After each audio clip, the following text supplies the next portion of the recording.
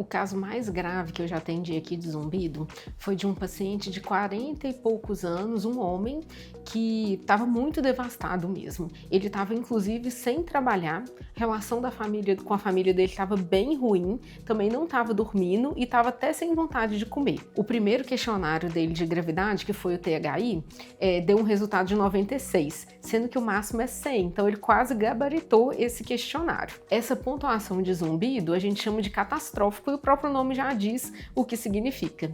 E claro que para chegar num nível desse, ele tinha vários fatores e todos eles muito graves. A primeira coisa que eu tratei dele foi a depressão. Ele chegou realmente numa depressão muito profunda, muito grave, até com ideação suicida. Ele já acompanhava com um psiquiatra, eu entrei em contato com o psiquiatra dele e a gente precisou ajustar algumas medicações e eu passei alguns suplementos que ajudavam nessa questão emocional. E esse paciente também fez neuromodulação. Aliás, foi um dos pacientes logo no início da neuromodulação que me mostrou o real poder da neuromodulação. Ele melhorou bastante desse episódio depressivo em pouco tempo. Aliás, nesse meio tempo ele também precisou trocar a linha de psicoterapia, que ele já seguia, mas que teve alguns problemas e acabou trocando e foi muito bom no resultado do tratamento dele. Depois que ele melhorou essa parte do humor, eu fui tratar a parte metabólica. Ele tinha exames de sangue muito ruins, aliás, já estavam alterados há muito tempo, mas ele estava ali empurrando com a barriga. Bom, mas depois do zumbido, não teve mais como negar e ele começou a tratar.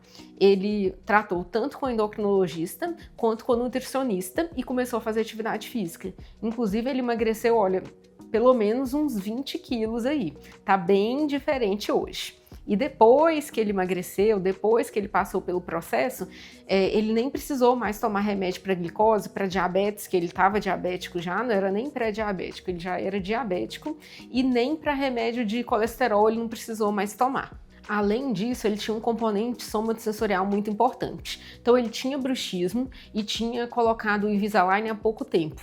E o Invisalign pode piorar o bruxismo e, nesse caso, alguns pacientes podem passar a ter zumbido ou piorar um zumbido que já tinha, que foi o caso dele. Então, ele precisou fazer ajuste com a ortodontista e com a bucomaxilo e fazer a fisioterapia para essa parte somatosensorial. Não foi um tratamento rápido, muito pelo contrário, ele já está em acompanhamento há uns 2 anos aí comigo e envolveu muito mais do que eu, envolveu psicólogo, envolveu fisioterapia, envolveu dentista, envolveu nutricionista, endocrinologista. Então foi um caso bem complexo, mas ele saiu de um THI de 96 no início do tratamento e a última vez que eu fiz deu 18, que já é um zumbido bem leve. E aos poucos ele foi retomando a vida dele.